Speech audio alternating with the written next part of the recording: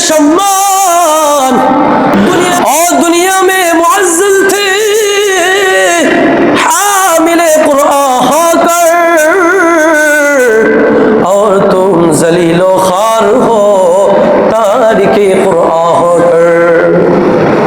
কুরআনুল কারীম আমাদের উপর নাযিল হয়েছে, দুনিয়াব্যাপী যাদের সম্মান আল্লাহ তাআলা বৃদ্ধি করে দিয়েছেন, আল্লাহ তাদেরকে সম্মানিত করেছেন, কারণ একটাই, তারা কুরআনুল কারীমকে আঁকড়ে ধরেছে। কুরআনুল কারীমকে আঁকড়ে ধরার কারণে দুনিয়াব্যাপী তাদের সম্মান, দুনিয়া এবং আখিরাতে তাদের সফল কাজ।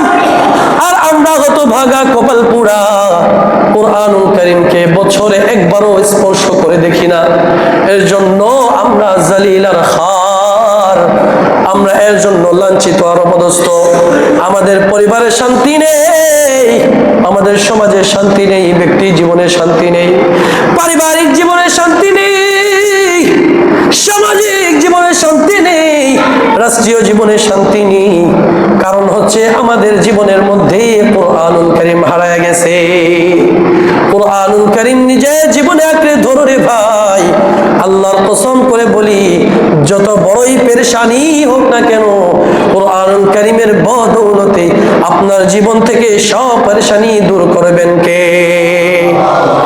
আল্লাহ তাআলা সকল পেরেশানি দূর করবেন। এর জন্য কুরআনুল কারীম তেলাওয়াত করব তো ইনশাআল্লাহ। দেখুন সংক্ষিপ্ত ভাবে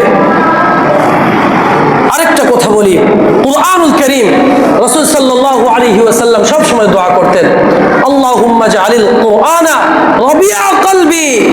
রাসূল সাল্লাল্লাহু আলাইহি ওয়াসাল্লাম বলেন, রাসূল সাল্লাল্লাহু আলাইহি ওয়াসাল্লাম সব সময় দোয়া করতেন, হায় আল্লাহ কুরআনুল কারীমকে আমার হৃদয়ের বসন্ত বানায়া দেন।